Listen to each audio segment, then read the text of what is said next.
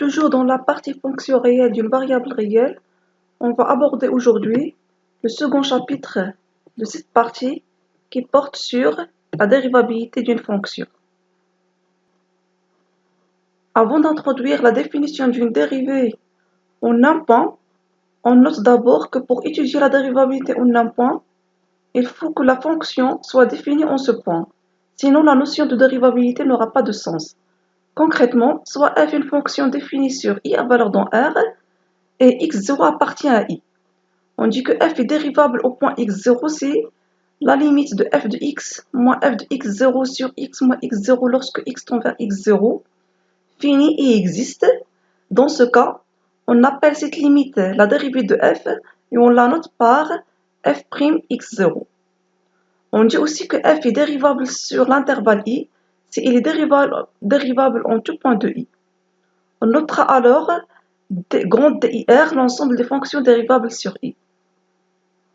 Quand la fonction est dérivable, on définit la fonction dérivée de f comme étant la fonction qui fait correspondre à tout x de i, f' de x. En faisant le changement de variable h égale à x moins x0, on peut aussi définir la dérivée de f en calculant la limite de f de x0 plus h moins f de x0 sur h quand h tend vers 0.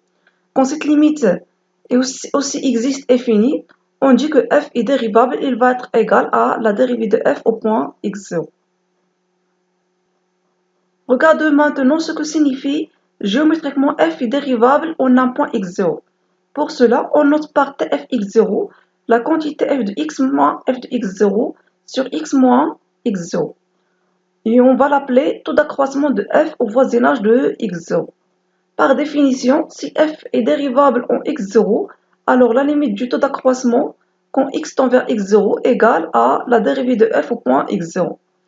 Et dans ce cas, f' de x0 est appelé le coefficient directeur ou bien la pente de la tangente au point d'abscisse x0. De plus, la tangente en ce point est la droite d'équation y égale f' de x0 fois x moins x0 plus f de x0. On note aussi que si la dérivée de f en x0 est nulle, alors l'équation de la tangente devient y égale à f de x0. On dit dans ce cas que la courbe admet une tangente horizontale au point x0 f de x0. Si maintenant la limite du taux d'accroissement lorsque x tend vers x0 égale plus ou moins l'infini, alors f bien sûr n'est pas dérivable au point x0 et la tangente à la courbe dans ce cas est une tangente verticale. Dans cet exemple, on va calculer en utilisant la définition la dérivée de deux fonctions usuelles que vous avez l'habitude d'utiliser dans les calculs. La première est la fonction f de x égale à 1 sur x. On sait que c'est une fonction qui est définie et dérivable sur r étoile et que sa dérivée égale à moins 1 sur x au carré. En effet, soit x0 appartient à r étoile, on va calculer le taux d'accroissement de la fonction au voisinage de x0. Il va être égal à f de x moins f de x0 sur x moins x0. Et par un calcul simple, on trouve que le taux d'accroissement est égal à moins 1 sur x fois x0. Alors, en faisant tendre x vers x0, et en utilisant la continuité de 1 sur x fois x0, la limite du taux d'accroissement est finie et égale à moins 1 sur x0 au carré. C'est-à-dire que f est dérivable en x0 et sa dérivée égale à moins 1 sur x0 au carré. Comme x0 est quelconque dans r étoile, on peut conclure que f est dérivable sur r étoile et que sa dérivée égale à moins 1 sur x au carré. La deuxième fonction est la fonction sinus. On sait qu'elle est dérivable sur r et que sa dérivée égale à cosinus.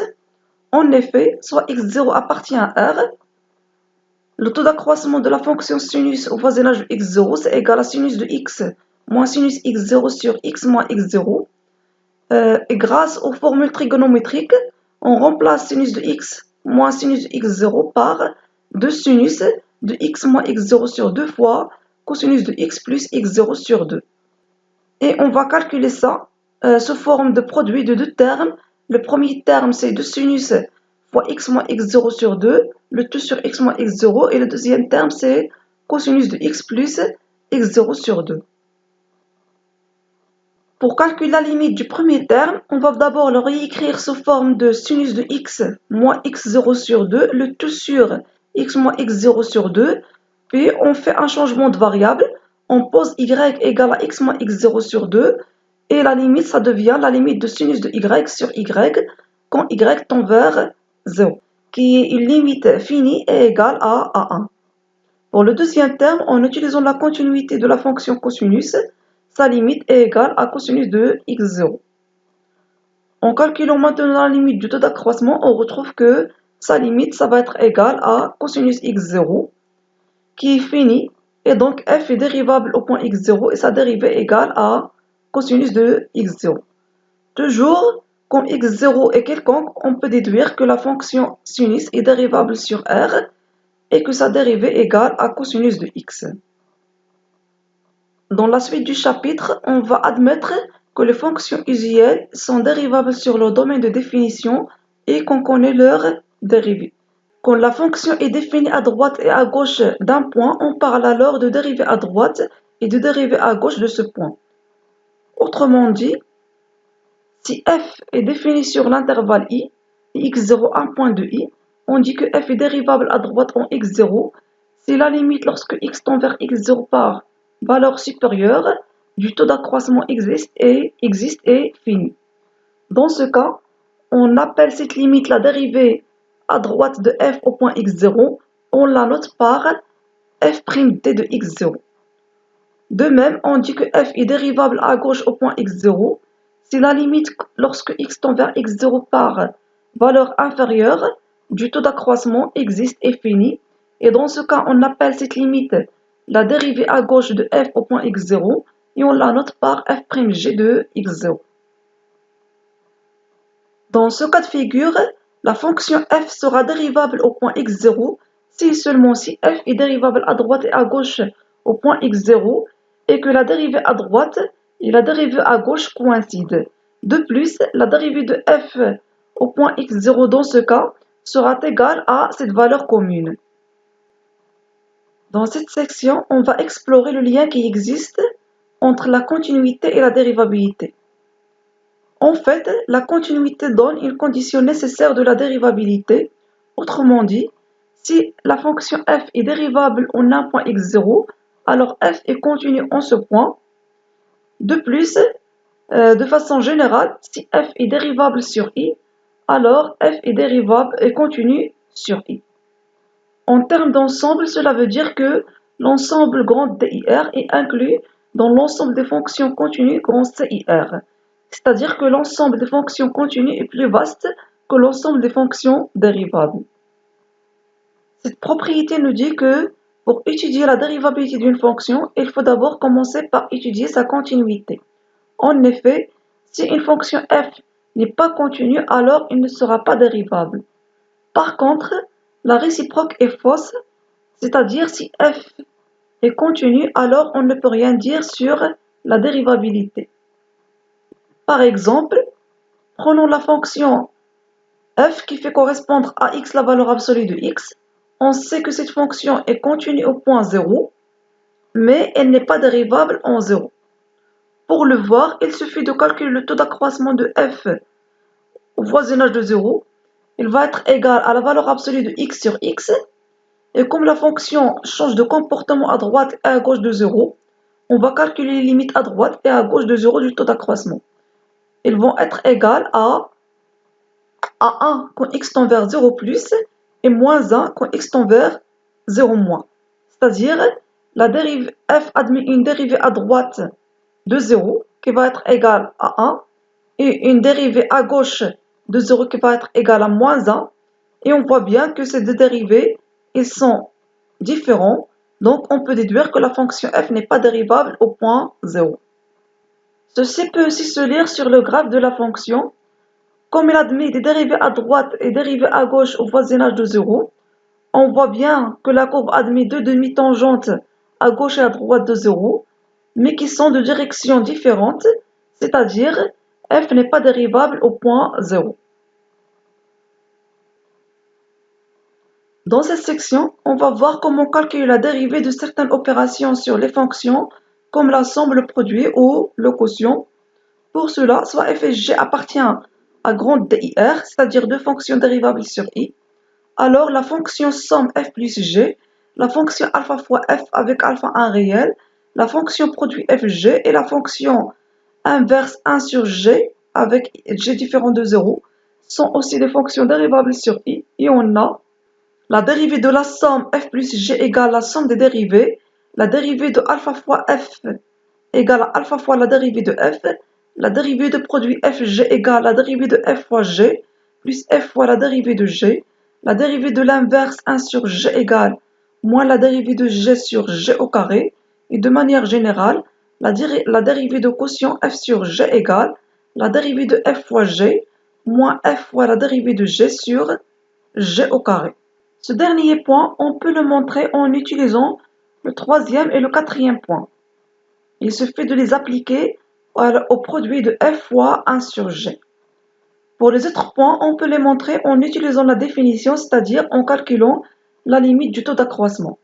On va donner ici la démonstration du troisième point, c'est-à-dire la dérivée de produit, qui est un peu plus compliquée. Les autres points se montrent de la même façon. Pour cela, soit x0 appartient à i, calculons d'abord le taux d'accroissement de f fois g au voisinage de x0. Il va être égal à f de x, g de x, moins f de x0 fois g de x0, le tout sur x moins x0.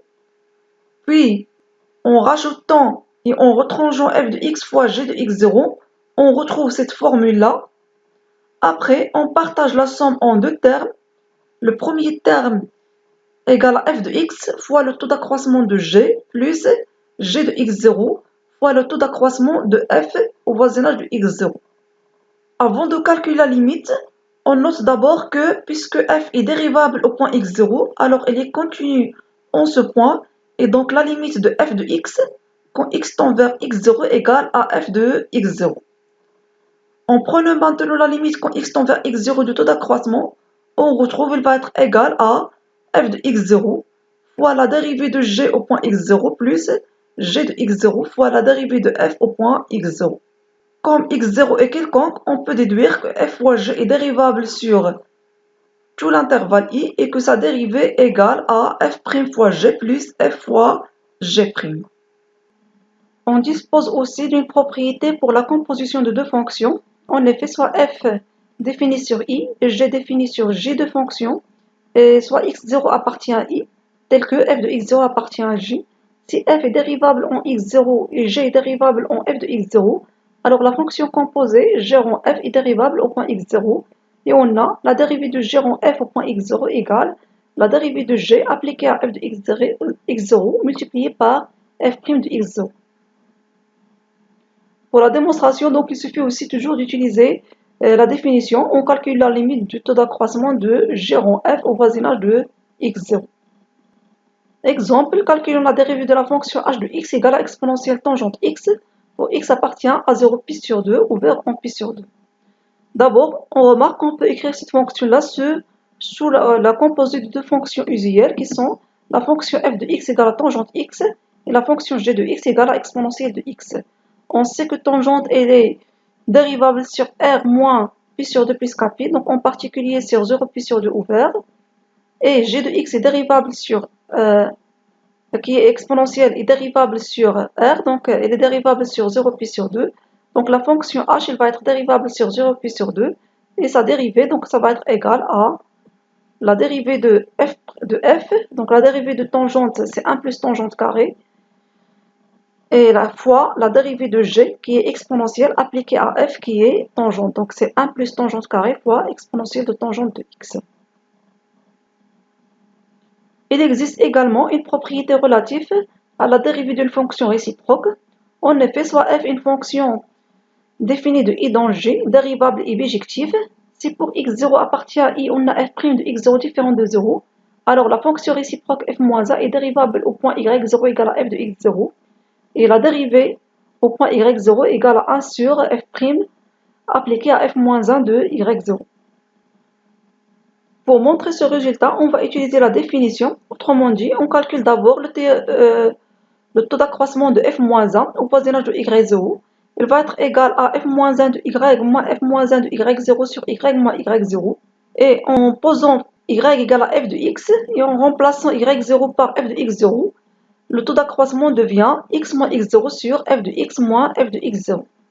On va le réécrire sous forme de 1 sur f de x moins f de x0 sur x moins x0, qui n'est que l'inverse du taux d'accroissement de f au voisinage de x0. Maintenant, on va calculer la limite quand y tend vers y0. Comme f-1 est contenu en y0, on aura aussi x tend vers x0. Et donc, la limite du taux d'accroissement que y tend vers y0, il va être la limite de l'inverse du taux d'accroissement de f au voisinage de x0 quand x tend vers x0. Puisque f est dérivable au point x0, donc ça c'est égal à 1 sur f' de x0. Et puisque f' est différent de 0, cette limite-là est finie. Donc on peut déduire que f-1 est dérivable au point y0 et sa dérivée, donc en remplaçant x0 ici par f-1 de y0 égale à 1 sur f' de f-1 de y0. C'est ce qu'on cherche à montrer. On avait vu au début du chapitre que si f est dérivable, alors la fonction qui fait correspondre à tout x de i, la dérivée de f en point x, on l'a appelée la fonction dérivée de f. Si c'est une fonction qui est définie sur i, si de plus elle est continue sur i, on dit que f est continuellement dérivable sur i, ou encore f est de classe C1 sur i. Si maintenant f' est elle-même dérivable sur i, on va noter f seconde, sa dérivée, donc la dérivée de f', et on l'appelle dérivée seconde de f. En général, si la dérivée énième de f existe, on dira que f est n fois dérivable, et on notera par f3, f4 jusqu'à fn, ces fonctions dérivées successives. Si de plus la dérivée énième est continue sur i, on dit alors que f est de classe Cn sur i, on va noter Cn ir, l'ensemble des fonctions de classe Cn sur i. Finalement, si f est de classe Cn pour tout n appartient à n, on dit que f est de classe C infini. En pratique, le calcul des dérivées successives n'est pas toujours évident, mais il existe des fonctions pour lesquelles on peut donner des formules simples pour calculer les dérivées énièmes. Comme par exemple la fonction sinus, on sait qu'elle admet des dérivées d'ordre n, quel que soit n, c'est-à-dire elle est de classe C infini sur R, et on peut montrer par récurrence que sa dérivée énième égale sinus de x plus np sur 2. En effet, pour n égale à 1, on sait que sinus prime de x égale à cosinus de x, alors en utilisant les formules trigonométriques de la fonction cosinus, on montre que c'est égal aussi à sinus de x plus pi sur 2. C'est-à-dire la propriété est vraie pour n égale à 1. On suppose maintenant que la formule est vraie pour n et on va montrer que c'est vrai pour n plus 1. Pour cela, on va calculer la dérivée d'ordre n plus 1 de sinus. Elle va être égale à la dérivée de la dérivée énième et en utilisant l'hypothèse de récurrence, ça va être égal à la dérivée de sinus de x plus np sur 2. Cette dérivée-là, donc c'est le dérivé de composé de sinus avec x plus np sur 2, donc c'est égal à cosinus appliqué à x plus np sur 2, multiplié par la dérivée de x plus np sur 2 qui est égale à 1.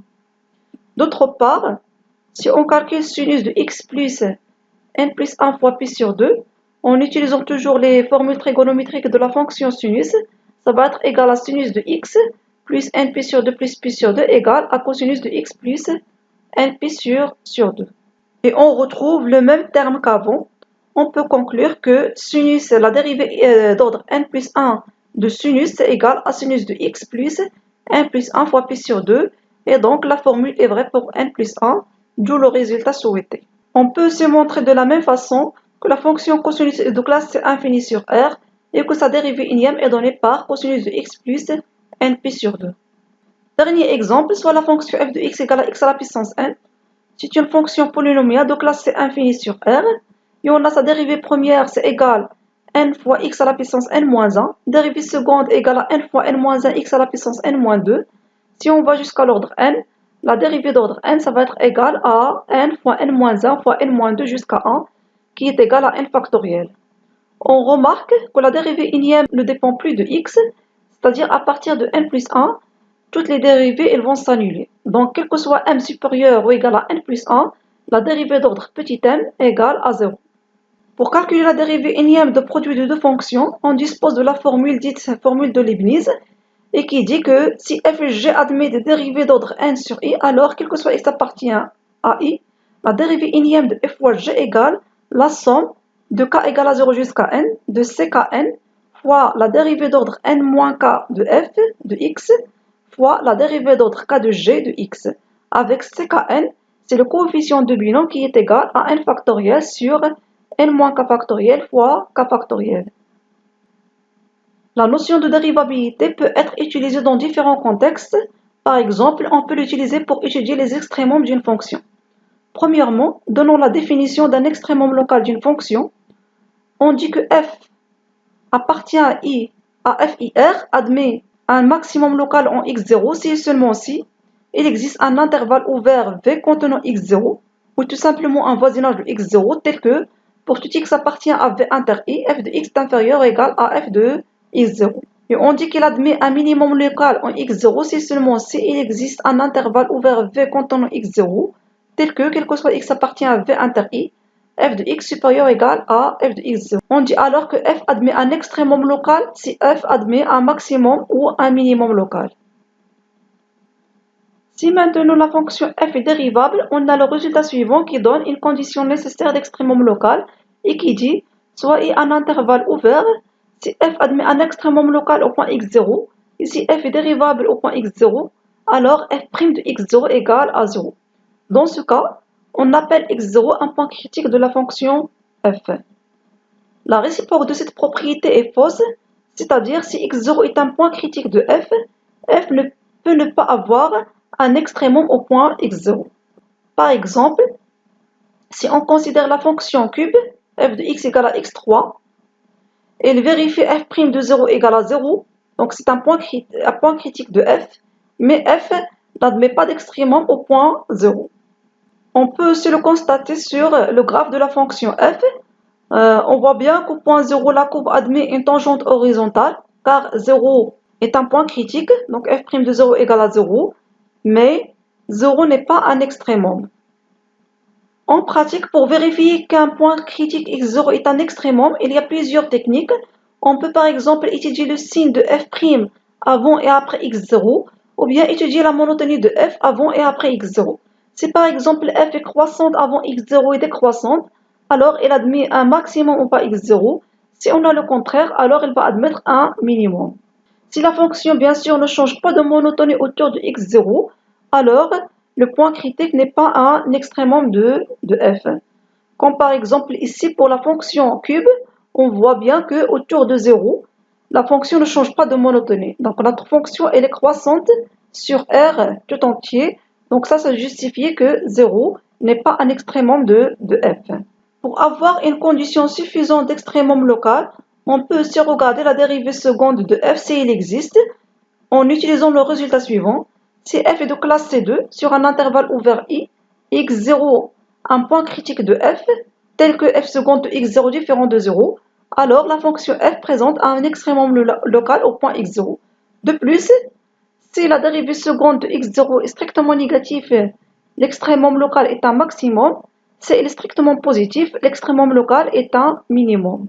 Notons aussi que l'existence d'un extrémum local n'entraîne pas forcément la dérivabilité de f en ce point. En effet, la fonction f de x égale la valeur absolue de x admet un minimum en 0, puisque f de x est supérieur à 0 quel que soit x, et pourtant f n'est pas dérivable au point 0.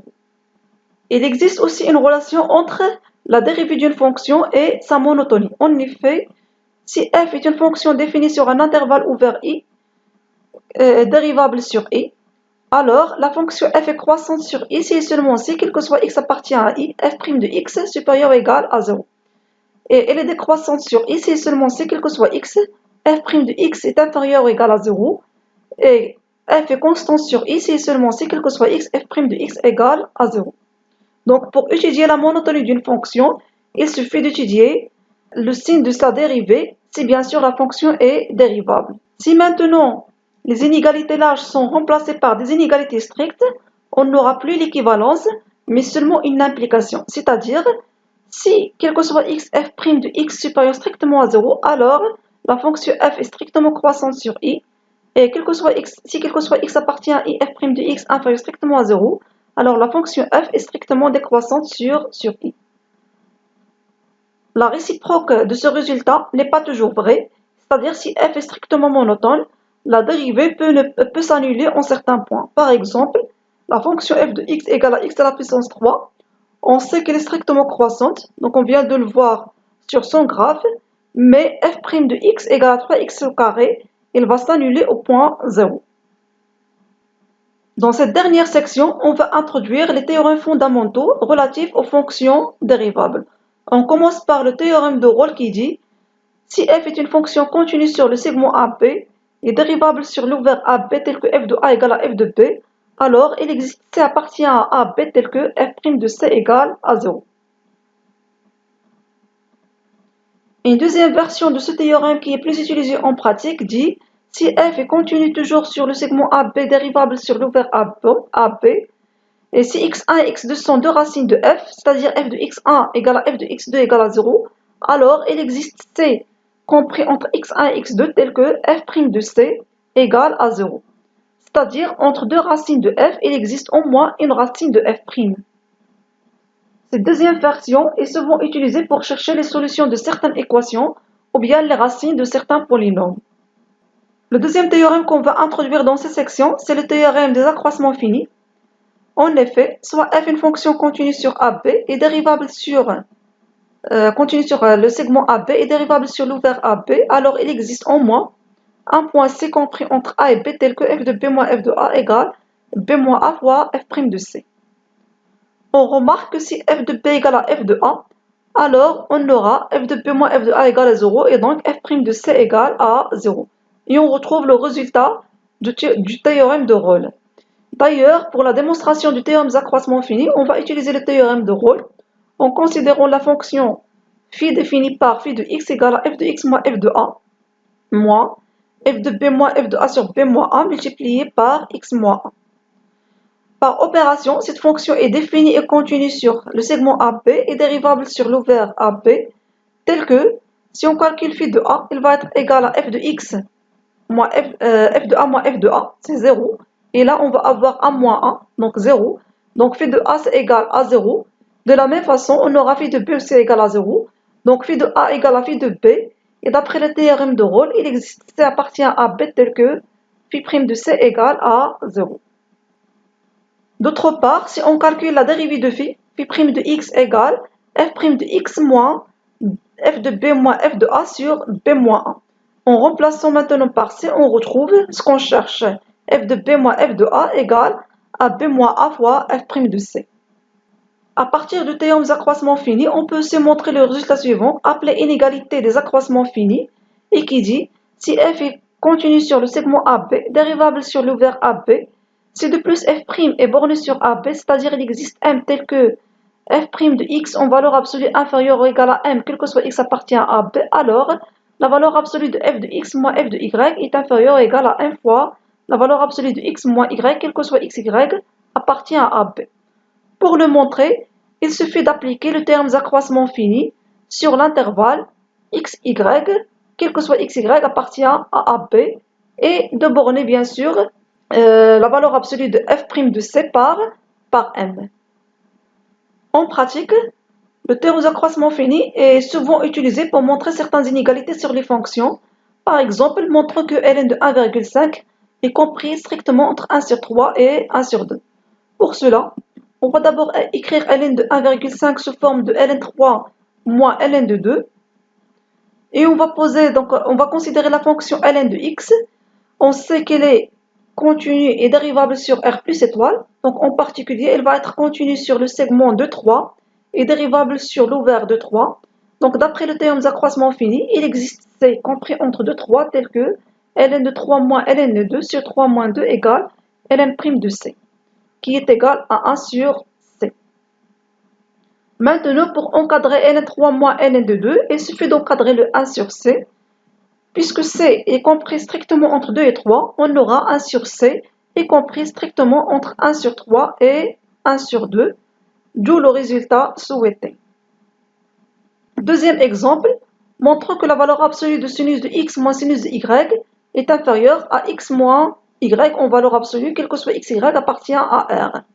Ici, on va utiliser l'inégalité des accroissements finis appliquée à la fonction sinus. On sait que la fonction sinus est continue et dérivable sur R, alors, en particulier, la fonction sinus elle va être dérivable sur tout segment x, y, quel que soit x, y appartient à R, et dérivable sur tout ouvert x, y.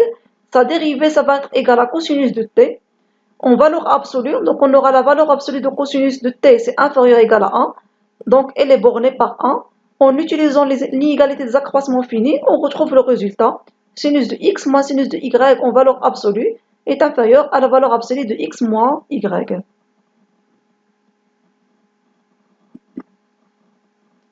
Dernier exemple, on va montrer que l'exponentielle de x est inférieure à 1 plus x exponentielle de x pour tout x positif.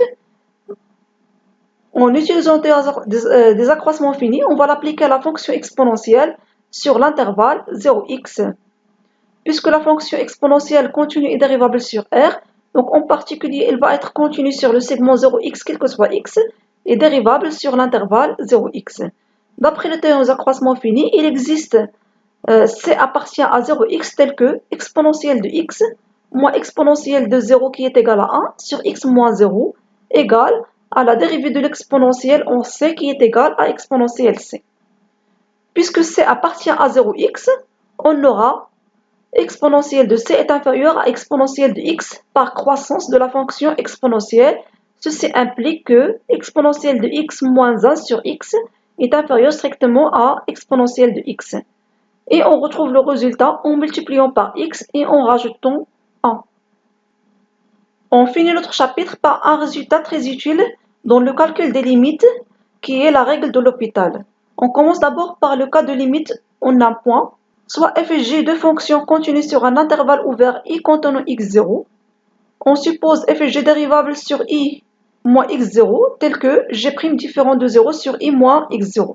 Si la limite de f de x égale limite de g de x lorsque x tend vers x0 égale à 0, ou bien égale à l'infini, alors la limite de f de x sur g de x lorsque x tend vers x0 égale la limite de f' de x sur g' de x quand x tend vers x0. On voit bien que sous ces conditions, si on calcule la limite directement, on va retrouver 0 sur 0 ou bien l'infini sur l'infini qui est une forme indéterminée.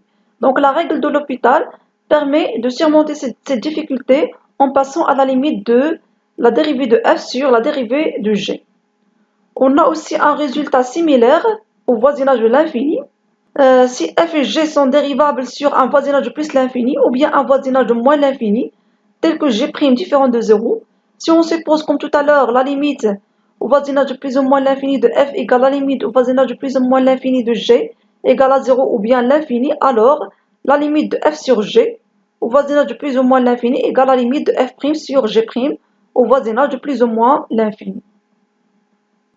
Notons aussi que si limite de f' sur g' de x donne aussi 0 sur 0 ou bien l'infini sur l'infini, c'est-à-dire une forme indéterminée, alors on peut appliquer la règle de l'hôpital une deuxième fois, si bien sûr les fonctions sont deux fois dérivables, et dans ce cas, la limite sera égale à limite de f seconde sur g seconde. Autrement dit, la règle de l'hôpital peut être appliquée plusieurs fois jusqu'à ce qu'on n'a plus la forme indéterminée. Et bien sûr, autant de fois que les dérivées successives de f et g existent. Exemple, on va utiliser la règle de l'hôpital pour justifier certaines limites usuelles qu'on a introduites dans le chapitre précédent. On commence par sinus de x sur x au voisinage de 0. On avait vu que sa limite c'est égal à 1. Bon, puisque les fonctions sinus de x et la fonction x sont dérivables, donc on peut appliquer la règle de l'hôpital. Donc là, si on fait la limite directement, ça va nous donner 0 sur 0. Donc, d'après la règle de l'hôpital, on passe à la dérivée qui va être égale à la limite de cosinus sur 1. On remplace maintenant par 0, on retrouve la limite égale à 1. Deuxième exemple, considérons la limite de exponentielle x moins 1 sur sinus de x. Si on remplace par 0, ça va nous donner 0 sur 0, donc une forme indéterminée. On peut remplacer par les dérivées en utilisant la règle de l'hôpital. Ça va être égal à la limite de exponentielle de x sur cosinus de x et en remplaçant par 0, ça nous donne 1 sur 1 qui est égal à 1. Calculons maintenant la limite de la fonction x ln de x moins 1 sur x moins 1 au carré au voisinage de 1. Si on remplace par 1, on va retrouver toujours 0 sur 0, une forme indéterminée. Alors par la règle de L'Hopital, ça va être égal à la limite de la dérivée de la première fonction x ln de x, sa dérivée ça va être égal à ln de x plus 1. La dérivée de x moins 1 c'est égal à 1, donc ça nous donne ln de x plus 1 moins 1. Et en bas, on va avoir la dérivée de x moins 1 au carré qui est égale à 2 fois x moins 1. En remplaçant maintenant par 1, on retrouve toujours ln de 1 sur 2 fois 1 moins 1 qui est 0 sur 0. Donc on retrouve toujours 0 sur 0. Et puisque les fonctions sont toujours dérivables, on peut appliquer encore la règle de L'Hopital et ça donne la limite de la dérivée de ln 1 sur x sur la dérivée de 2x moins 1 qui est 2. Et on remplace maintenant par 1, on retrouve la limite égale à 1 demi. On peut aussi appliquer la règle de L'Hopital quand on a une forme indéterminée sous forme de 0 fois l'infini. Il suffit de changer la fonction. En effet, calculons la limite de x ln de x quand x tend vers 0 plus. Donc c'est une limite usuelle, on sait qu'elle est égale à 0. Si on remplace par 0, ça va nous donner 0 fois l'infini. On ne peut pas appliquer la règle de L'Hopital directement. On va d'abord réécrire la fonction sous forme de ln de x sur 1 sur x. Maintenant, si on remplace par 0, on va obtenir une forme indéterminée de la forme l'infini sur l'infini et on va appliquer la règle de L'Hopital. La limite, ça va être égal à limite de 1 sur x sur moins 1 sur x au carré. Et on simplifie, ça donne la limite de moins x quand x tend vers 0, donc qui est égal à 0. Dernier exemple, on veut calculer la limite de x à la puissance 1 sur x au voisinage de plus l'infini. Premièrement, quand on a une fonction dans laquelle l'exposant dépend de la variable x, on doit d'abord la changer sous forme exponentielle. Dans notre cas, x à la puissance 1 sur x est égal à exponentielle 1 sur x fois ln de x. Donc on va calculer la limite de ln de x sur x au voisinage de plus l'infini. En remplaçant, ça va nous donner l'infini sur l'infini, forme indéterminée. Par la règle de L'Hopital, ça va être égal à la limite de 1 sur x sur 1 qui est égale à 0.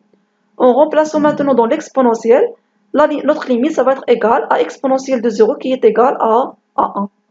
La prochaine séance, on va aborder le dernier chapitre de cette partie qui porte sur l'étude de certaines fonctions usuelles et leurs fonctions réciproques.